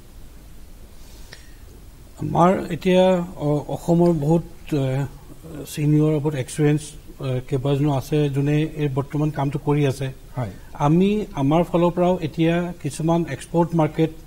এক্সপ্ল'ৰ কৰিব চেষ্টা কৰি আছো তাৰ ভিতৰত আমাৰ বিশেষকৈ অষ্ট্ৰেলিয়ান মাৰ্কেটটো আমি চেষ্টা কৰিছো কাৰণ অষ্ট্ৰেলিয়াত ইণ্ডিয়ান টিজৰ বৰ ডাঙৰকৈ এতিয়া হোৱাকৈ নাই যিটো শ্ৰীলংকান টিজটোৱে তাত বহুত পপুলাৰ সেইখন অষ্ট্ৰেলিয়া আৰু New Zealand is a very good market আমি আমাৰ যিকেইজন অষ্ট্ৰেলিয়ান আমাৰ এছ'চিয়েট আছে মাৰ্কেট এক্সপ্ল'ৰ চেষ্টা কৰি আছে ৰিচেণ্টলি আমি এটা এনকুৱাৰী পাইছো যদি এইটো ৱৰ্কআউট কৰি যায় মই ভাবোঁ যে আমাৰ ক্ষুদ্ৰ চালিকা বহুতখিনি চাহপাত আমি তালৈ পঠিয়াবলৈ সক্ষম হ'ম হয় ভাল খবৰ মই এইখিনিতে দৰ্শকক জনাব খুজিছো যে আমি কিছু সময় পূৰ্বে আমি অসমৰ কৃষিমন্ত্ৰী অতুল বৰাৰ এক সাক্ষাৎকাৰ লৈছিলো এই সন্দৰ্ভত তেখেতৰ এই সাক্ষাৎকাৰৰ আমি কিয় অংশ চাই লওঁ আহক মই বৰ্তমান উপস্থিত আছো অসমৰ কৃষিমন্ত্ৰী অতুল বৰাৰ কাষত মই অতুল বৰাক সুধিব খুজিছো অসমৰ বাবে এটা ভাল খবৰ সেই ভাল খবৰটো সন্দৰ্ভত মই আলোকপাত কৰিম আৰু লগতে আৰু কেইবাটাও বিষয়ৰ ওপৰত আলোকপাত কৰিব খুজিছো মই প্ৰথমে সুধিব খুজিছো যে আমাৰ শেহতীয়াকৈ অসমৰ কৃষি খণ্ডৰ বাবে অসমৰ ৰাইজৰ বাবে এটা ভাল খবৰ যে অসমৰ পৰা বহুখিনি সামগ্ৰী কৃষিজাত উৎপাদিত সামগ্ৰী বিদেশলৈ ৰপ্তানি হৈছে বিশেষকৈ ডুবাই লণ্ডন বা তেনেকুৱা ধৰণৰ হংকং এনেকুৱা ঠাইলৈ ৰপ্তানি হৈছে গতিকে এনেকুৱা ধৰণৰ আপোনালোকে এটা উদ্যোগ লৈছে এইটো অসমৰ বাবে এটা ভাল খবৰ আপুনি প্ৰথমে এই উদ্যোগ লোৱাৰ ক্ষেত্ৰত আপোনালোকে কেনেদৰে আগবাঢ়িলে অকণমান ক'ব নেকি চাওক যোৱা 4টা বছৰত আমি ধাৰাবাহিকভাৱে কৃষি ক্ষেত্ৰখনলৈ যাতে এটা পৰিৱৰ্তন আনিব পাৰোঁ কৃষি ক্ষেত্ৰখনৰ লগত যাতে নতুন এচামক আমি জড়িত কৰিব পাৰোঁ তাৰ কাৰণে আমি বিভিন্ন প্ৰচেষ্টা হাতত লৈছোঁ কেন্দ্ৰীয় চৰকাৰৰ আঁচনি বহুত আছে আৰু মই আজিও অনুভৱ কৰোঁ যে পূৰ্বতেও বহুত আঁচনি আছিল সেই আঁচনিবিলাকৰ যদি সফল ৰূপায়ণ হ'লহেঁতেন পূৰ্বৰ চৰকাৰৰ দিনত তেতিয়াহ'লে মই ভাবোঁ যে কৃষি ক্ষেত্ৰখন আজি অসমৰ ৰাইজে এটা বেলেগ ৰূপত দেখা পালেহেঁতেন সেই স্ফীত লক্ষ্যত উপনীত হ'বলৈ আমিও আমাৰ চৰকাৰৰ তৰফৰ পৰা বিভাগৰ তৰফৰ পৰা সৰ্বতো প্ৰকাৰে চেষ্টা অব্যাহত ৰাখিছিলোঁ সেইমতে আমি ফাৰ্ম মেকানাইজেশ্যনৰ কাৰণে বহুত কিবাকিবি ব্যৱস্থা আমি ইতিমধ্যে গ্ৰহণ কৰিছোঁ ৰাজ্য চৰকাৰৰ তৰফৰ পৰা নিজাববীয়াকৈ আপোনালোকে জানে যে আমি ডাঙৰ ট্ৰেক্টৰ একোটা গোটত আত্মসহায়ক গোটক আমি ৰাজ্যখনৰ প্ৰতিখন ৰাজহুৱা গাঁৱলৈ দিয়াৰ ব্যৱস্থা কৰিছোঁ ঠিক তেনেকৈ বহুত পাৱাৰ টিলাৰ এতিয়ালৈকে প্ৰায় 18,000 হ'বগৈ আমি পাৱাৰ টিলাৰ আমি দিছোঁ আমি ৰিপাৰ দিছোঁ তেনেধৰণে আমি বহুত নতুন কেতবোৰ আঁচনি আমি গ্ৰহণ কৰিছোঁ খেতিয়কৰ সংখ্যাও বাঢ়িছে আৰু নতুন খেতিও বিশেষকৈ হৰ্টিকালচাৰ ছেক্টৰটোৰ প্ৰতি নৱপ্ৰজন্ম অলপ আগ্ৰহী যাতে আমি বাহিৰৰ পৰা যিদৰে বস্তু আমদানি কৰোঁ ঠিক আমি যাতে ৰপ্তানিও কৰিব পাৰোঁ কিন্তু আমাৰ চৰকাৰৰ দিনত সেয়া যোৱা সময়ছোৱাটো গৈছে কল গৈছে নেমু গৈছে জিঞ্জাৰ গৈছে এইবিলাক গৈ আছিলে কিন্তু এতিয়া পঠাইছোঁ এইবাৰ পামকিনটো ৰঙালাওটো বহুত উৎপাদন হৈছে এইটো এটা সম্ভাৱনা বহন কৰিছে আৰু ভৱিষ্যতে অসমৰ যিবিলাক নতুন উদ্যোগী আছে সেইবিলাকক অনুপ্ৰাণিত কৰিব বা তেওঁলোকক এনেধৰণৰ ধৰক ৰপ্তানিৰ কাৰণে আগবাঢ়ি আহিবলৈ তেওঁলোক সাহস পাব নহয় জানো ডেফিনেটলি পাব কাৰণ আমাৰ মূল কথা হ'ল যে বজাৰ মানে ধৰক এটা আমাৰ যিবিলাকে খেতি বাতি ভালকৈ কৰে বাণিজ্যিক ভিত্তিত লৈছে বা ঘৰুৱাভাৱেও যিবিলাকে উৎপাদন কৰিছে তেওঁলোকৰ মূল সমস্যাটো হৈছে বিক্ৰীৰ বাবে বজাৰ নাপায় আৰু অন্যহাতে ৰেট নাপায় তেওঁলোকে যিমান পৰিমাণৰ খৰচ কৰে সেইটো নাপায় সেই দিশটোৰ ওপৰত আমি বিশেষভাৱে এবাৰ গুৰুত্ব দিছোঁ গুৰুত্ব দি ফাৰ্মাৰ্ছৰ এই সমস্যাখিনি দূৰ কৰিবৰ কাৰণে আমি ব্যৱস্থা লৈছোঁ আৰু অন্যহাতে গভৰ্ণমেণ্টে আপুনি জানে যে বিভিন্ন সময়ত আমি হাইব্ৰিড বা বিভিন্ন ধৰণৰ চিড দিওঁ লোকেল ভেৰাইটিও দিওঁ ঠিক সাৰ দিওঁ দৰৱ দিওঁ আজি কোনোবা এটা চিড দিয়াৰ লগে লগে লিংক ইম্পিডটো আমি দিওঁ আৰু এটা অসমত উপযুক্ত শীতলীকৃত ভঁৰালৰ অভাৱ বুলি এটা অভিযোগ শুনা যায় এই ক্ষেত্ৰত আপোনালোকে কিবা ব্যৱস্থা ল'ব নেকি শীতলীকৃত ভঁৰাল কোল্ড ষ্টৰেজ কৰিবৰ কাৰণে আমি এবাৰ আমি আঁচনি লৈছোঁ এপাৰ তৰফৰ লৈছে আৰু আমাৰ বিভাগৰ তৰফৰ পৰাও আমি তেনেধৰণে আঁচনি গ্ৰহণ কৰিছোঁ কোল্ড ষ্টৰেজ লাগিব প্ৰব্লেম কেতবোৰ আছে বিজুলীত মানে খৰচটো যথেষ্ট বেছি বিজুলীতকে মানে যিহেতু সকলো সময়তে নাথাকে তেতিয়া জেনেৰেটৰ চলাব লাগে আৰু যিবিলাক আমাৰ ধৰক মাৰ্জিনেল ফাৰ্মাৰ আছে এই ফাৰ্মাৰ্ছখিনি নোপোচাইগৈ গতিকে আমি সৰু সৰু কোল্ড ষ্টৰেজ ৰাজ্যখনৰ প্ৰতিটো ঠাইতে কৰিবৰ কাৰণে আমি এটা আঁচনি গ্ৰহণ কৰিছোঁ এতিয়া আপুনি অসমৰ নতুন উদ্যোগীসকলক আপুনি আগবাঢ়ি আহিবলৈ কেনেদৰে আপুনি আহ্বান জনাব সকলোৰে মনত তেনেকুৱা এটা ভাৱ সৃষ্টি কৰিবলৈ চৰকাৰ সংবাদ মাধ্যম সকলোৱে আমি চেষ্টা কৰিব লাগিব আনকি আমাৰ চৰকাৰ দিনত কৃষকক প্ৰথমবাৰৰ কাৰণে বিদেশলৈ গৈ যাতে তেওঁলোকে প্ৰত্যক্ষ কৰিব পাৰে নিজে প্ৰত্যক্ষ কৰিব পাৰে তাত বিদেশত কেনেকুৱা খেতি কৰিছে বিশেষকৈ ভিয়েটনামৰ জলবায়ু আৰু আমাৰ জলবায়ুৰ মাজত বিশেষ পাৰ্থক্য নাই গতিকে তাত কেনেধৰণেৰে তেওঁলোকে খেতি কৰিছে গভৰ্ণমেণ্টে কি সহায় কৰিছে কি কি খেতি একে সময়তে কৰিছে এইবিলাক চব ভালকৈ দেখিছে আৰু তাৰ পৰা অহাৰ পিছত বহুকেইগৰাকী খেতিয়কে সেইখিনি কামত লগোৱাৰো চেষ্টা কৰিছে আপুনি যথেষ্ট আশাপ্ৰদভাৱে মন্তব্য কৰিছে আৰু আমিও আশাবাদী যে আপোনাৰ সবল নেতৃত্বত অসমৰ অৰ্থনীতি সবল হওক অসমৰ অৰ্থনীতিয়ে প্ৰাণ পাই উঠক আৰু অসমৰ কৃষকে আন্তঃৰাষ্ট্ৰীয় পৰ্যায়ত তেখেতলোকে যাতে সঁহাৰি পাওক তাকেই কামনা কৰিছোঁ আৰু আপোনাৰ পৰা আমি আশা কৰিম যাতে অসমৰ নতুন প্ৰজন্মও অনুপ্ৰাণিত হয় এই ক্ষেত্ৰৰ প্ৰতি আগবাঢ়ি আহিবৰ বাবে মইতো আগতে কৈ গৈছোঁ যে দেশৰ প্ৰধানমন্ত্ৰীয়ে এই খণ্ডটোৰ ওপৰত খুব গুৰুত্ব দিছে আৰু আমাৰ ৰাজ্যখনৰ মাননীয় মুখ্যমন্ত্ৰীয়েও খুবেই গুৰুত্ব দিছে আৰু বাৰম্বাৰ কৈছে যে আমাৰ বিকল্প নাই এই খণ্ডটোৰ জৰিয়তে আমি আগবঢ়াই লৈ যাব লাগিব আমাৰ ৰাজ্যখনক নতুন প্ৰজন্মক জড়িত কৰিব লাগিব গতিকে ভৱিষ্যতৰ দিনত মোৰ দৃঢ় বিশ্বাস ৰাইজৰ সহযোগত কৃষকৰ সহযোগত কৃষি ক্ষেত্ৰখনলৈ এক যুগান্তকাৰী পৰিৱৰ্তন নিশ্চয় আহিব অতুল বৰা আঙুৰীয়া আপোনাক ধন্যবাদ জ্ঞাপন কৰিছোঁ আমাক এইকণ সময় দিয়াৰ বাবে আশা কৰিছোঁ যে এই তেখেতৰ যি মন্তব্যৰ দ্বাৰা আপোনালোক অনুপ্ৰাণিত হৈছে আৰু উপকৃত হৈছে আমি দেখা পালোঁ কৃষিমন্ত্ৰী অতুল বৰাই তেখেতৰ মন্তব্যসমূহ দাঙি ধৰিছে কেনেকৈ কৃষি বিভাগক তেখেতে এক সক্ষম বিভাগ কৰি তুলিবলৈ চেষ্টা কৰিছে মই পুনৰ আহিব খুজিছোঁ পালিত বৰাৰ কাষলৈ পালিত বৰা আপুনি কৈছে যে অসমত বজাৰ বা মাৰ্কেট ইয়াৰ্ড আপোনালোকে বনাবৰ কাৰণে যথেষ্ট চেষ্টা আপোনালোকে অব্যাহত ৰাখিছে আৰু লগতে আপুনি কৈছে যে কোল্ড ষ্টৰেজৰ কথা ক'লে মই জানিব খুজিম যে কিমান ফলপ্ৰসূ আপোনালোক হৈছে এতিয়ালৈকে আৰু কিমান ফলপ্ৰসূ হোৱাৰ আশা ৰাখিছে কাৰণ এই যি পৰিৱেশ কোভিডোত্তৰ যিটো পৰিৱেশ হ'ব সেই পৰিৱেশত অসমৰ অৰ্থনীতি প্ৰায় বিধ্বস্ত হৈ গৈছে বা হোৱাৰ উপক্ৰম হৈছে তেনে ক্ষেত্ৰত আমি কেনেকৈ উদ্ধাৰ পাম আপোনাৰ অসম হৈছে এখন কৃষি প্ৰধান দেশ হয় আৰু কৃষি প্ৰধান হিচাপে অসমৰ ৰাইজে এতিয়াহে সাৰ পাইছে অসমৰ থলুৱাসকলে যে কৃষি কৰিব লাগে হয় আৰু আজি তাৰিখত সেইসকলে উচিত মূল্য পাইছে এতিয়া আমাৰ ইয়াৰ পৰা বাহিৰৰ ৰাষ্ট্ৰলৈ পঠোৱা কথা ওলাই আছে ময়ো শুনি আছো কিন্তু কথা হৈছে কি এতিয়ালৈকে আসাম এগ্ৰিকালচাৰ মাৰ্কেটিং বৰ্ডৰ আণ্ডাৰত Kings Exim private limited company Kaushik Baruah director ইয়াৰ পৰা প্ৰায় 183 মেট্ৰিক টন উৰহি জালি কোমোৰা জিকা তামোল মাটি কঁঠাল তিয়হ পানীলাও এইবিলাক আপোনাৰ লণ্ডন ইটালী আদিলৈ গৈছে তাৰপিছত আপোনাৰ ভাত কেৰেলা মালভোগ কল জিকা লেচেৰা মাহ অমিতা কুঁহিয়াৰ এইবিলাক আপোনাৰ চৌদি আৰব কুৱেইটলৈ গৈছে 183 মেট্ৰিক টন আৰু এতিয়া বৰ্তমান আকৌ ৰিচেণ্টলি গৈ আছে আজি এতিয়া শৰ্মা ডাঙৰীয়াই ক'লে যে তেখেতৰ ওচৰলৈ অপাৰ ফোন আহিছে এইটো এটা আপোনাৰ ভাল খবৰ প্ৰথম পদক্ষেপ হিচাপে আৰম্ভ হৈছে যে অসমৰ কৃষকে বিচাৰি পোৱা নাছিল যে আমি বস্তু কৰিম কি পঠাম ক'লে আৰু আজি তাইখত গম পাইছে যে অসমৰো এনেকুৱা আমাৰ কৃষক আছে বা আমাৰ এনেকুৱা ব্যৱসায়ী আছে যিসকলে বহিৰাজ্যৰ লগতো ব্যৱসায় কৰিব পাৰে বা কৰিব পাৰিছে সেইগুণে অসমৰ ভৱিষ্যতটো উজ্জ্বল খেতিয়কসকলে উৎসাহ পাইছে কৃষি বিপণন পৰিষদৰ তৰফৰ পৰা আপোনালোকে কৃষকসকলক উৎসাহিত কৰিবৰ কাৰণে কিবা আঁচনি আছে নেকি এতিয়া কেন্দ্ৰ চৰকাৰ আৰু অসম চৰকাৰে কৃষকক যিমানখিনি সকাহ দিবলৈ গৈ আছে সকলো ফালৰ পৰা starting from 0 to the last যিমানখিনি আগবঢ়াইছে আমি আশা কৰিছোঁ অসমৰ কৃষকৰ এটা জাগৰণ হৈছে আৰু হ'ব আৰু যিটো মাধ্যমেদি অসমৰ ৰাইজ স্বাৱলম্বী হ'ব এতিয়া আপোনাৰ ৰিচেণ্টলি বহুত ল'ৰা ছোৱালী আমাৰ অসমলৈ ঘূৰি আহিছে আমি এটা নতুন এটা ষ্টেপ খুব সোনকালে ল'বলৈ গৈ আছোঁ প্ৰায় আমি প্ৰথমে আৰম্ভ গুৱাহাটীতে কৰিম প্ৰায় 2000 মান ভেণ্ডৰ উইথ চাইকেল ট্ৰাইচাইকেল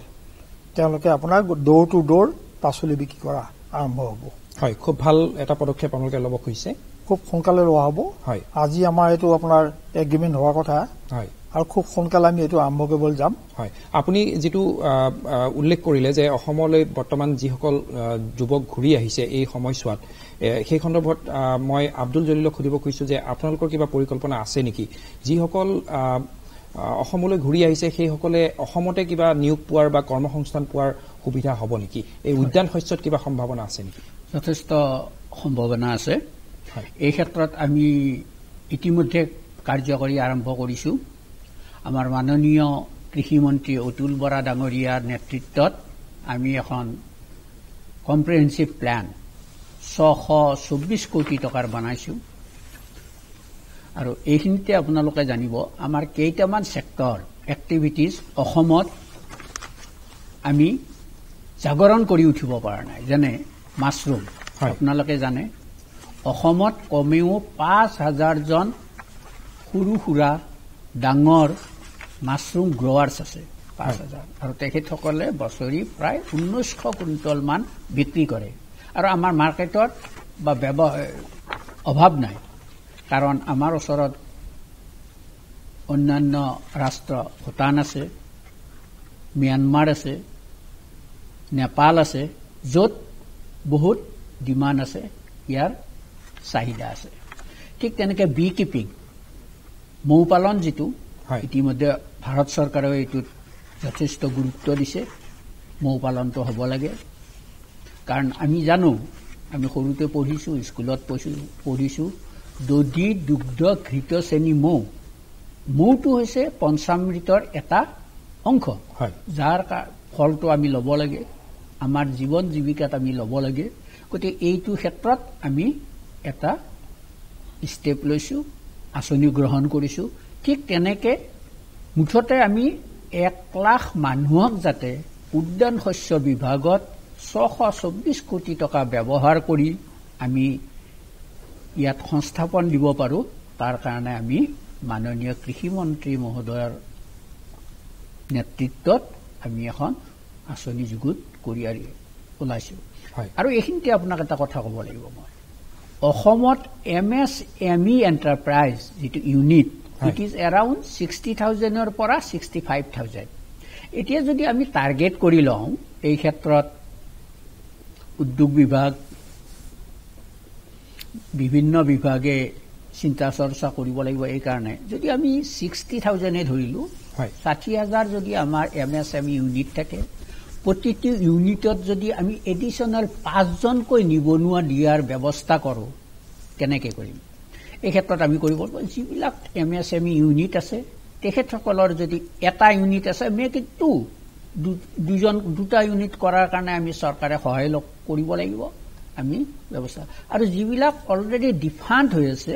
সেইবিলাক আমি এক্টিভ কৰিব লাগিব ফাইটেড কৰিব লাগিব সেইটো এটা আমাৰ ডাঙৰ ফেক্টৰ আছে এইটো অকল উদ্যোগ আমাৰ উদ্যান শস্য বিভাগ নহয় তাৰে পাৰ্ট এটা উদ্যান শস্য বিভাগ গতিকে এই ক্ষেত্ৰত আমি চিন্তা চৰ্চা কৰাৰ সময় আহি পালে মই আপোনালৈ পুনৰ আহিম কিন্তু এতিয়া মই সমৰ্থনক সুধিব খুজিছো আপোনালোকে যি পদক্ষেপ ললে এতিয়া যদি আন কোনো উদ্যোগীয়ে নতুন কোনো উদ্যোগীয়ে যদি ভাবে যে কোনো এটা উৎপাদিত সামগ্ৰী তেখেতে বাহিৰলৈ ৰপ্তানি কৰিব বা এখন বজাৰৰ বাবে মেলি দিব তেখেতলোকে কেনেধৰণে আগবাঢ়িলে সুবিধা হ'ব এইমতে যেটো ৱেলচাৰে যেটো কথা ক'লে প্ৰথম কথা আপুনি সুধিলে যে অসমলৈ যিখিনি মানুহ ঘূৰি আহিলে হয় সেই মানুহখিনিয়ে প্ৰথমতে কনসেন্ট্ৰেট কৰিব লাগিব যে সেই মানুহখিনিয়ে কাম কৰিবলৈ হলে they have to come forward আগলৈ আহিব লাগিব আৰু এটা মই লক্ষ্য কৰিলো যে এই কামটো কৰোতে মানুহে এটা মেণ্টেল আপোনাৰ ব্লকেড আছে হয় বহুতে মোক কৈছিলে যে তুমি কি কামত লাগিছা কোৰ সবজি কামত লাগি গল কাৰণ আৰু লগতে ধন্যবাদ দিব লাগিব এইটো ক্ষেত্ৰতে মোৰ 3খন সবজি ৰিটেল আউটলেট খুলি গল এটা ডায়েৰী ইউনিট কমপ্লিটলি খুলি গল মোৰ আপুনি নিউ গুৱাহাটীলৈ গ'লে দেখিব যে 3টা ইউনিটেই খুলি পেলালো তাৰপিছত ওচৰৰ মানুহে ক'লে তুমি কোৰ বিজনেছত লাগিলা এইবিলাক কৰি পেলাই আৰু তুমি ইমান ভাল মানুহৰ ঘৰলৈ এই কনচেপ্ট বিলাকৰ পৰা আঁতৰিব লাগে মানে আমাৰ এটা চিন্তাধাৰা mindset have to be change কাৰণ মাইণ্ডছেটটো যদি এইটো লৈ থাকে এটা এনেকুৱা সিচুৱেশ্যন আহিছে যে মই ক'ৰবাত বস্তা এটা দাঙিও দিছো চ' হোৱাট ডিগনিটি অফ লেবাৰতো কোনো লাজ কৰিব লগা একো নাই আৰু কাম কৰোঁতে দেখুৱাব যে শাক-পাচলি ব্যৱসায় এইটো আল্টিমেট এতিয়া যিটো সিচুৱেশ্যন কৰোনা কোভিডৰ চলিছে except food items and agricultural items বা milk product items মানুহৰ সাস্টেইনেবিলিটি লেভেল কোড অৰ বা মেডিকেলৰ সাস্টেইনেবিলিটি লেভেল কৰিবলৈ আপুনি সেই গতিত এতিয়া আৰু কাম কৰিব এতিয়া কিছু দিনৰ কাৰণে নোৱাৰিব কাৰণ সিচুৱেশ্যনটো এনেকুৱাকৈ গুচি গৈছে এতিয়া বেসিক নিড ইজ ফুড শাক-পাচলিৰ কিটা বজাৰটো লৈ নগলে ঘৰত ভাত নবনে গ্ৰসাৰী লাগিবই ফুড আইটেম আপোনাৰ মিল্ক ডায়েৰী আইটেম লাগিবই সেইকাৰণে এই বস্তুবিলাকৰ মোৰ ৰিকুৱেষ্ট এইটোৱে যে যিমান মানুহ আগবাঢ়ি আহিব খুজিছে আমি একলগ হ'ব লাগিব চাহপাতৰ এখেতে ডাঙৰ চাহপাতৰ কাম এটাই কৰি আছে আমিবোৰে এটা প্লেটফৰ্মত বহিব লাগিব আৰু চৰকাৰে দি থোৱা যিবিলাক আঁচনি আছে সেই আঁচনিবিলাক অলপমান ভিতৰলৈ সোমাব লাগিব পঢ়িব লাগিব একোৱেই নাচায় ওপৰে থাকে আৰু তাৰপিছত নেক্সট মুহূৰ্ততে চৰকাৰে এই কৰা নাই সেইখন পালিত বৰা ডাঙৰ ইয়াত বহি আছে তেখেতে তেখেতৰ ডিপাৰ্টমেণ্টৰ গাড়ী এখন মোক দি পেলাই মোক সহায় কৰিছে যে আপোনাৰ সহায় হ'ব এখন আপুনি লৈ আপুনি অপাৰেট কৰক কিয় কাৰণ এই যিটো কোভিডৰ টাইমত এডমিনিষ্ট্ৰেশ্যনৰো বাইণ্ডিংছ থাকে কিমান পুলিচৰ প্ৰব্লেম আছিলে প্ৰাইভেট গাড়ী এখন লৈ ঘূৰি ফুৰা যেতিয়া বিপণন ক্ষেত্ৰৰ পৰা মই গাড়ীখন পালো মোৰ কিমান সুবিধা হ'ল এই বস্তুবিলাক মানুহবিলাকে আগলৈ আহিব লাগিব আৰু মানুহবিলাকে নিজে বুজিব লাগিব আৰু কৃষকসকললৈও ডাঙৰ এটা অনুৰোধ তেওঁলোকো যথেষ্ট শিক্ষিত কাৰণ মই যিমান কৃষক লগ পাইছো সববিলাকতো গ্ৰেজুৱেট ভোট জলকীয়া খেতি কৰা যোৰহাটৰ ল'ৰা লগ পাইছো গ্ৰেজুৱেট সেই গ্ৰেজুৱেট ল'ৰাজনে কৃষি ক্ষেত্ৰত কি স্কিম আহিছে কেনেকুৱা আহিছে কিন্তু সবৰে এটাই খালি কথা সাবসিডি সেই সাবসিডিটো অকমান মূৰৰ পৰা অকমান কমাই থব লাগিব প্ৰথমতে লেটাছ ৱৰ্ক কাম কৰো প্ৰথমতে তাৰপিছত আমি সাবসিডি বিচাৰিম আৰু মইতো চৰকাৰৰ পৰাতো মই একো কিন্তু সঁচা কথা ক'লো মই একদম নতুন মানুহ এইটো ছেক্টৰত প্ৰথম কাম কৰিবলৈ আহিলো কিন্তু অতিপাতেই সকলোৰ পৰা মই সহায় পালো মই কাৰণে এই আপোনালোকৰ থ্ৰুৱেদি সকলোকে ধন্যবাদ দিছো আৰু কোনো পুলিচৰ পৰা মই কাৰো অসুবিধা পোৱা নাই মই ধন্যবাদ জনাইছো মই আহি আছো পালিত বৰাক মই এটা কথা সুধিব খুজিছো যে যিটো তেখেতে এটা কথা ক'লে যে আমাৰ যি দৃষ্টিভংগী সলনি কৰিব লাগিব সেই সন্দৰ্ভত আপুনি ক'ব নেকি যে আপোনালোকে কেনেকুৱা ধৰণৰ দৃষ্টিভংগীৰ সন্মুখীন হৈছে নহয় বৰ্তমান কেন্দ্ৰ চৰকাৰ অসম চৰকাৰে যিমানখিনি কৃষকৰ কাৰণে বিভিন্ন আঁচনি দাঙি ধৰিছে সেই আঁচনিখিনি আমাৰ তলৰ ৰাইজৰ ওচৰত পোৱাগৈ নাই আমাৰ ৰাইজে বহুতে নাজানে যে কি স্কিম আহিছে আমাৰ এজন মানুহে যদি আপোনাৰ খেতি কৰিবলৈ ওলাইছে তেওঁক সকলোখিনি দিয়া হৈছে এতিয়া আপুনি অসমত 24টা KVK আছে কৃষি বিজ্ঞান কেন্দ্ৰ আৰু তাৰে 2টা চেণ্ট্ৰেলৰ 22টা হৈছে অসম চৰকাৰৰ এই KVK যদি আপুনি সোধে যে KVK ক'ত আছে জিলাবিলাকে নাজানে খেতিয়কে নাজানে what is the meaning of KVK what is the soil health card soil health card থাকে বুলি মানুহে নাজানে মানুহে ভাবে মানুহৰ হেল্থ কাৰ্ড আছে মাটিৰ যে হেল্থ কাৰ্ড থাকে সেইটো আমাৰ খেতিয়কৰ জ্ঞান হোৱা নাই এতিয়াও বহুত খেতিয়কে সেই বিষয়ে অৱগত নহয় মোৰ মাটিডোখৰত খেতি কৰি আছো খেতি বেয়া হৈছে কিয় বেয়া হৈছে সেইটো মই ৰিচাৰ্চ কাহিনীও কৰা নাই সেইটো মই কাহিনী টেষ্ট কৰি চোৱা নাই সেইটো টেষ্ট কৰাৰ কাৰণে অসম চৰকাৰ কেন্দ্ৰ চৰকাৰে বিনামূলীয়াকৈ আপোনাক KVK মাধ্যমেদি আপোনাৰ সইল টেষ্ট কাৰ্ড দিব আপোনাক সেইটো ল'বৰ কাৰণে সজাগতাৰ অভাৱ নেকি সম্পূৰ্ণ আমাৰ খেতিয়কৰ সজাগতাৰ অভাৱ হৈছে এক নম্বৰ। ধৰক এতিয়া চৰকাৰে এই ক্ষেত্ৰত কিবা পদক্ষেপ ল'ব পাৰে নেকি সজাগতা সৃষ্টিৰ কাৰণে? চৰকাৰেতো যথেষ্ট সজাগতা সৃষ্টিৰ কাৰণে চেষ্টা কৰিছে। প্ৰত্যেকখন কেভিকেত আপোনাৰ প্ৰতি মাহেকৰ মূৰত 2 মাহৰ মূৰত আপোনাৰ কিষাণ ক্ৰেডিট কাৰ্ড দিয়া হয়, কিষাণ হেল্থ কাৰ্ড দিয়া হয়, তেওঁলোকৰ চইল টেষ্ট কৰি দিয়া হয়, তেওঁলোকক আপোনাৰ আজিকালি আপোনাৰ পাম্প দিছে, পাৱাৰ টিলাৰ দিছে, ট্ৰেক্টৰ দিছে, সকলোখিনি দিছে। উচিত ইমান এটা মিনিমাম প্ৰাইচত দিব গৈ আছে, বীজ দিছে। কিন্তু আমাৰ খেতিয়কসকলে বিশেষকৈ আমাৰ সকলো খেতিয়ক বুলি মই নকওঁ, কিছু খেতিয়কে মাত্ৰ বছৰেকত এটা খেতিয়ে কৰে, ধান খেতিটো কৰে। তাৰ বাহিৰে গোটেই মাটিডোখৰ গোটেই বছৰটো পৰি থাকে, 3 মাহ বা 4 মাহ ধান খেতি হয়, তাৰপিছত পৰি থাকে। তাত যেতিয়া আপোনাৰ অন্য এটা খেতি কৰিলেহেঁতেন বা 2টা খেতি কৰিলেহেঁতেন তেতিয়া খেতিয়কজন স্বাৱলম্বী হ'ব পাৰিলেহেঁতেন। সেইকাৰণে আপোনাক কৈছোঁ চৰকাৰে দিয়া বস্তু বহুতেই দিছে, কিন্তু সেইখিনি আমাৰ ৰাইজৰ মাজত যিভাগে হয়তো প্ৰচাৰ কমাই নাই, প্ৰচাৰ ঠিকেই আছে, কাৰণ টিভিত দি আছে, পেপাৰত দি আছে, সকলোতে ওলাই আছে, কিন্তু আমাৰ খেতিয়ক বন্ধুসকলে আগবাঢ়ি আহিব লাগে আৰু আগবাঢ়ি লৈ তেওঁলোকে যিখিনি সুবিধা চৰকাৰৰ পৰা পায় সেইখিনি গ্ৰহণ কৰিব লাগে। হয়, আব্দুল জলিল, আপুনি এই ক্ষেত্ৰত কিবা ক'ব খুজিব নেকি? হয়, মই এই ক্ষেত্ৰত ক'ব খুজিছোঁ 2টা বস্তু। এটা হ'ল যিটো মাইণ্ডছেটৰ কথা ক'লে সমাৰ শৰ্মা ডাঙৰীয়া, যিটো কথা মাইণ্ডছেট, আমি এনে জানো আমাৰ এটা কাহাৱত যিটো আমাৰ কয় যে হয় চৰকাৰী চাকৰি কৰা নহ'লে চব্জিৰ ব্যৱসায় কৰা। এতিয়া আমি চৰকাৰী চাকৰি আমাৰ এতিয়া লিমিটেড, ষ্টেণ্ডাৰ্ড, আমাৰ স্কোপ নাই, গতিকে উই হেভ টু গ' ফৰ মাৰ্কেটিং। মানে চব্জি বেপাৰ বুলি কোৱা নাই, মিনছ ব্যৱসায়ৰ কাৰণে যাব লাগিব ওৱান। আৰু দ্বিতীয়তে মই ক'ব বিচাৰিছোঁ আমাৰ যিটো ইনফ্ৰাষ্ট্ৰাকচাৰ হওক বা যিটো সজাগতা চৰকাৰী বিভাগৰ, যিটো আমাৰ উদ্যান শস্য হওক বা কৃষি বিভাগ হওক বা অন্যান্য চৰকাৰী বিভাগ হওক, যিটো সজাগতাটো কৰিছে, সজাগতাৰ কাৰণে বিভিন্ন ষ্টেপ লোৱা হৈছে। কিন্তু কি হৈছে মাইণ্ডছেট, তাৰমানে আমাৰ এটা কি ভাৱ আছে যে শিক্ষিত হৈছোঁ, ধনী পৰিয়াল, মাটি বহুত আছে, খেতি কৰিব নালাগে,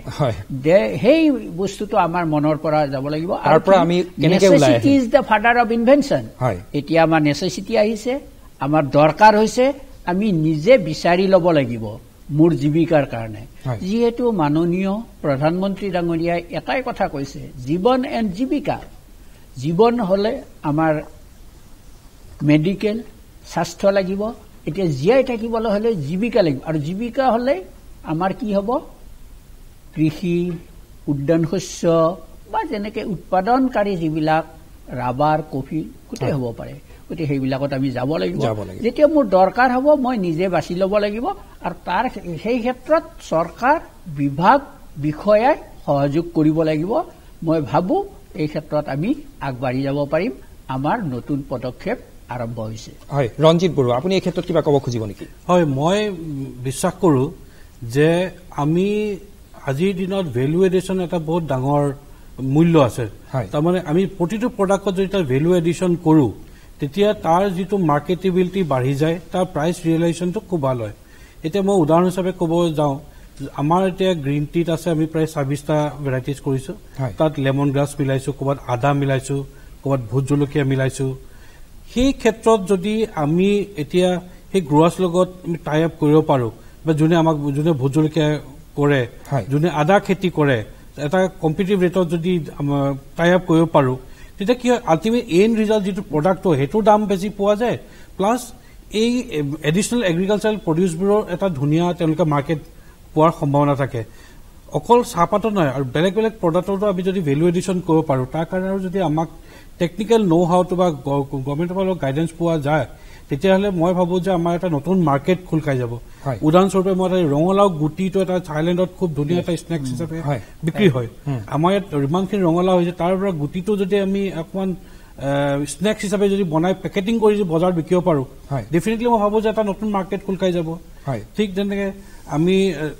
চাহৰ পৰা যদি যিটো ভোট জলকীয়াৰ চাহৰ কথা ক'লে, সেইটো কেনেকৈ ভেলু এডিশ্যন কৰিছে অকণমান ক'ব নেকি? বেচিকেলি আমি ঢেঁকীত খুন্দা চাহপাতটোৰ লগত ভোট জলকীয়া, আদা দি পেলাই আমি চাহপাতটো ব্লেণ্ডিং কৰিছোঁ। এইটো আমি জনামতে ৱৰ্ল্ডত দ্য ফাৰ্ষ্ট ব্লেণ্ড য'ত ভোট জলকীয়া চাহৰ ব্লেণ্ড কৰা হৈছে, আৰু তাৰ কাৰণে আমি এটা পেটেণ্ট প্ৰচেছ আৰম্ভ কৰিছোঁ। আৰু এই চাহপাতটোৰ হেল্থ বেনিফিট চোৱাৰ কাৰণে মানে ধৰি লওক ভোজলকীয়াত কেপচাইচিন থাকে, কেপচাইচিনৰ নিজৰ এণ্টি কেঞ্চাৰ বেনিফিটছ থাকে, প্লাছ আপোনাৰ গাৰ বিষ মানে মাইগ্ৰেইন, তাৰপিছত আপোনাৰ মূৰৰ বিষ, এই চবৰ কাৰণে বা কাফ এণ্ড কোল্ড ফ্লু কাৰণে এই চাহপাতটো খুবেই ভাল। চ' সেই তেনেকে আমি এই চাহপাত যে লঞ্চ কৰি নেশ্যনেল মিডিয়াটো এইটো খুব এট্ৰেকশ্যন পাইছে, এইটো মই বহুত নেশ্যনেল মিডিয়াও কভাৰ কৰিছে। তাৰপিছত আপুনি ভাবে নেকি যে বাহিৰলৈ এইটো ৰপ্তানি কৰিব পৰা যাব? আমি ইণ্ডিভিজুৱেলি সৰু সুৰাকে এই চাহপাতটো অলৰেডি পঠিয়াইছো বাহিৰলৈ, US পঠাইছো, ছিংগাপুৰতো পঠাইছো, কিন্তু লাৰ্জ স্কেলত কৰিব পৰা হোৱা নাই, কাৰণ তাৰ কাৰণে বহুতখিনি এটা ছাপোৰ্ট, মাৰ্কেটিং ছাপোৰ্ট বা ফেচিলিটেটৰ লাগে মানে দৰকাৰ হ'ব, কিন্তু আমি প্ৰচেষ্টা কৰি আছো। এটাই ভাল খবৰ যে অলপ অলপকে বস্তু যোৱা আৰম্ভ কৰিছে, আৰু সময় যোৱাৰ লগে লগে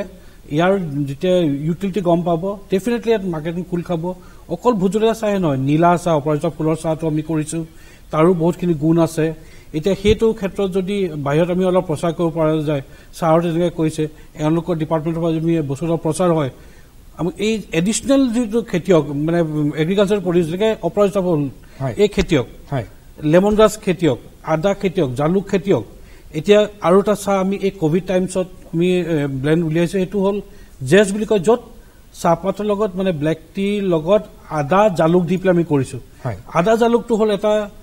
ইমিউনিটি বুষ্টিং প্ৰপাৰ্টিজ আছে, আৰু যিটো আয়ুষ মিনিষ্ট্ৰীও কৈছে যে ইমিউনিটি বুষ্টিং প্ৰপাৰ্টিজ আছে,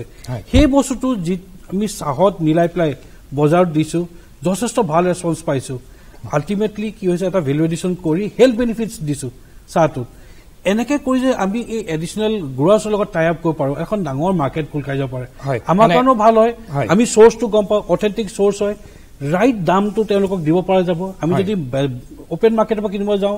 প্ৰাইচ ৰিলেশ্যন বহুত বেছি হয়, বা মিডিল মেনে বহুতখিনি হ'ব পাৰে। যেতিয়া এতিয়া বহুত আমাৰ শৰ্মাদাতে ক'লে, বহুত খেতিয়কে কৰে কিন্তু ক'ত বিক্ৰী কৰিব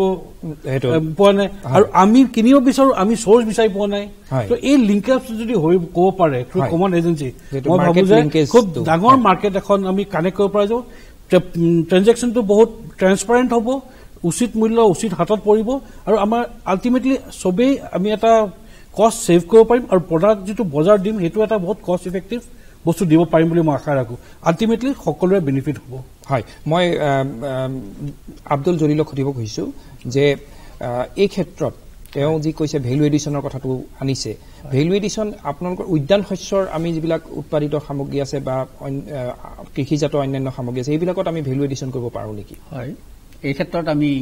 আমাৰ এটা আঁচনি আছে, MOVCD বুলি, এইটো জৈৱিক কৃষিৰ লগত জড়িত। হয়, সেইটো জৈৱিক কৃষিজাত সামগ্ৰীবিলাক কেনেকৈ আমি ভেলু এডিশ্যন কৰি অসমৰ পৰা বিভিন্ন ৰাজ্য তথা ভাৰতবৰ্ষৰ বাহিৰত নিব পাৰি, তাৰ কাৰণে আমি প্ৰশিক্ষণৰ ব্যৱস্থা কৰিছোঁ, প্ৰচেছিঙৰ ব্যৱস্থা কৰিছোঁ, পেকেজিঙৰ ব্যৱস্থা কৰিছোঁ, আৰু এই ক্ষেত্ৰত যাতে কৃষকক বা উদ্যোগীক বা তেনেকে ব্যৱসায়ৰ লগত জড়িত লোকক যাতে জ্ঞান দিব পাৰো, তাৰ কাৰণে আমি ব্যৱস্থা গ্ৰহণ কৰি আছো। মই আপোনালৈ আহি আছো। মই শেষত এটা কথা মই ক'ব খুজিছো যে কৃষিয়ে হৈছে অসমৰ যি আমাৰ অৰ্থনীতি সবলীকৰণৰ এটা উপায়, আৰু কৃষিৰ লগতে কৃষিজাত সামগ্ৰীৰ ক্ষেত্ৰত আমাৰ নতুন প্ৰজন্মক আগ্ৰহী কৰাৰ সময় আহি পৰিছে। মই পালিত কুমাৰ বৰাক মই সুধিব খুজিছো, নতুন প্ৰজন্মলৈ আপোনাৰ আহ্বান কি হ'ব? নতুন প্ৰজন্মলৈ মোৰ এটাই আহ্বান, খেতিয়ক হ'লেই যে পঢ়া শুনা হ'ব লাগিব বা নালাগিব কথা নাই। ৰাইজে মাটি, অসমৰ মাটি পৰি আছে, অসমৰ মাটি খেতি নকৰা ৰাইজে বহুত আছে। মই ৰাইজলৈ আহ্বান কৰোঁ, শিক্ষিত অশিক্ষিত কথা নাই, খেতিত নামক, খেতিয়ে আপোনাৰ অসমৰ মূল। আৰু আপোনাৰ অসমৰ বাহিৰত, ভাৰতৰ বাহিৰত যদি আপুনি যায়, কিছু জেগাত আমি এতিয়া অল ইণ্ডিয়া মাৰ্কেটিং বোৰ্ডত থকাৰ কাৰণে বহুত জেগালৈ গৈছোঁ, দেখিছোঁ। প্ৰথম সন্মান দিয়ে এজন খেতিয়কক, তাৰপিছতে আপোনাৰ বাকী সকলক সন্মান। হয়, ধন্যবাদ পালিত কুমাৰ বৰা। মই সমৰ শৰ্মাক সুধিব খুজিছোঁ, আপুনি নতুন প্ৰজন্মলৈ কি আহ্বান জনাব? নতুন প্ৰজন্মলৈ আহ্বান এইটোৱেই যে যিকোনো কাম কৰিবলৈ যাওঁতে আমি আপোনালোকক ফেচিলিটেট কৰিবলৈ ৰেডি আছোঁ, কিন্তু যিকোনো কাম কৰিবলৈ যাওঁতে প্ৰথমতে চৰকাৰৰ লগত থকা স্কিমবিলাক ষ্টাডি কৰিব ভালকৈ, আৰু যিমান পাৰে নিজে ভিতৰত সোমাব। মই আপোনালোকক সঁচাকৈ হাতযোৰ কৰি কৈছোঁ যে কাম কৰক। মই এজন নতুন মানুহ এই লাইনত সোমাই গোটেই অসমখন ঘূৰি এইটোৱে বুজি পালোঁ যে আমাৰ নিচিনা চহকী ৰাজ্য নাই যদি আমি কৃষি প্ৰধান বেছ কৰি পেলাই কাম কৰিব পাৰোঁ আৰু প্ৰত্যেকটো গভৰ্ণমেণ্টকে আঙুলি নাথাকিব গভৰ্ণমেণ্টৰ পৰা স্কিমবিলাক লওক স্কিম পঢ়ক মই কিন্তু বহু জ্ঞান অৰ্জন কৰোঁ মই কাৰণে COVID-19 বেমাৰটোক সঁচা কথা ক'বলৈ গ'লে মই ধন্যবাদেই জনাইছোঁ যে COVID-19 আমাক বহুত শিকালে আৰু দ্বিতীয় কথা আছে এই COVID-19 হোৱাৰ ফলত অসমৰ ইমূৰৰ পৰা সিমূৰলৈ সকলোবোৰ ককাই ভাই ৰূপে মানে ঘলগে ককাই ভাই হৈ গ'লো আৰু আমি ফেচিলেট কৰিবলৈ ৰেডি আছো এতিয়া যেনেকে তেখেতে চাহৰ কথাটো কৈছে মই গোটেই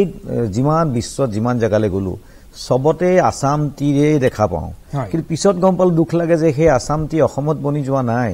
বাহিৰত মানুহে পেকেটিং কৰি অসম টিম বুলি কৈছে সেইকাৰণে মই সঁচাই কৈছো যে মই এইবাৰৰ এই যিটো জাগৰণ হৈছে মই সকলোকে অনুৰোধ কৰিছো আপোনালোকে কামলৈ আহক আৰু যিসকল মানুহ অসমলৈ ঘূৰি আহিছে আৰু ঘূৰি নাযাব হয় সো মই আব্দুল জলিলক আপোনাৰ আহ্বান জনাবলৈ অনুৰোধ জনাইছো আপুনি কি ক'ব খুজিব অসমৰ নতুন প্ৰজন্মক মই নতুন প্ৰজন্মলৈ দুটাই আহ্বান এটা হ'ল তেখেতসকলে কৃষি উদ্যান শস্যত নামক ব্যৱসায় কৰক ব্যৱসায় কৰিলে নহ'ব তেখেতে প্ৰফেশ্যনেল হিচাপে বাছি লওক আমি কি কৰোঁ ছাবষ্টেঞ্চিয়েল এগ্ৰিকালচাৰ নহয় it should B A professional agriculture one second তেখেতসকলে বৈজ্ঞানিক ভিত্তিত কৰক তেতিয়া চাম্বডি কেতিয়াবা কি হয় আমি খেতি কৰিব লাগে কাৰণে কৰি যাওঁ যাৰ কাৰণে ফেইল হওঁ আৰু এবাৰ যদি আমি ফেইল বা হতাশ হওঁ তেতিয়াহ'লে এইটো বহুত সময় লাগে যদি বৈজ্ঞানিক ভিত্তিত আহক আমাৰ লগত সহযোগ কৰক কৃষি বিজ্ঞানীৰ লগত সহযোগ কৰক মাননীয় আমাৰ কৃষি মন্ত্ৰী মহোদয়ৰ নেতৃত্বত যিবিলাক আঁচনি লোৱা হৈছে সেইবিলাকত আঁচনি লৈ সহযোগ কৰক লাভ কৰক আৰু আপোনালোকে মই ভাবিছো অসমৰ পৰা বাহিৰলৈ যাব নালাগে বা অসমৰ যিটো নিবনুৱা সমস্যা সেইটো বহুত লাংখে আমাৰ সমাধান হ'ব এই মোৰ আজি জৰিয়তে আপোনালোকলৈ আহ্বান ধন্যবাদ ৰঞ্জিত বৰুৱা কোনো কামত লাজ নকৰিব কোনো কামত ভয় নাখাব অসমত যিমানখিনি আমাৰ সম্পদ আছে এইটো we can be very very proud আৰু আমি ইয়াত কৰিব পৰা আমি ইয়াত সকলো কাম কৰিব পৰা যাব আৰু অসমৰ এতিয়া বহুত ইনষ্টিটিউশ্যন আগবাঢ়ি আহিছে আৰু কোনোবা যদি আপোনালোকৰ সহায় সহযোগিতাৰ বাবে আগবাঢ়ি আহে তেওঁলোকক সহায় কৰিবলৈ আপোনালোক প্ৰস্তুত থাকিব হয় ধন্যবাদ জনাইছো মই ৰঞ্জিত বৰুৱা পালিত কুমাৰ বৰা আব্দুল জলিল আৰু সমৰ শৰ্মা আপোনালোক চাৰিগৰাকী ব্যক্তিকে মই ধন্যবাদ জ্ঞাপন কৰিছো এই অনুষ্ঠানলৈ আপোনালোকৰ ব্যস্ততাৰ মাজতো অহাৰ বাবে আৰু মই আমাৰ দৰ্শকসকলক ধন্যবাদ জ্ঞাপন কৰিছো যে আপোনালোকে এই অনুষ্ঠান চালে আৰু চাই পেলাই নিশ্চয়কৈ উপকৃত হৈছে আৰু অসমৰ কৃষিজাত সামগ্ৰী বা কৃষি বা উদ্যান শস্যৰ যি সামগ্ৰী আছে সেই সামগ্ৰীসমূহ বিদেশলৈ অসমত উৎপাদন কৰি বিদেশলৈ ৰপ্তানি কৰিবলৈ আপোনালোকে সাজু হওক আৰু অসমৰ নাম বিশ্ব প্ৰেক্ষাপটত উজ্বলাই তোলক তাৰেই কামনাৰে আজিৰ অনুষ্ঠান সামৰিছো শুভৰাত্ৰি নমস্কাৰ নমস্কাৰ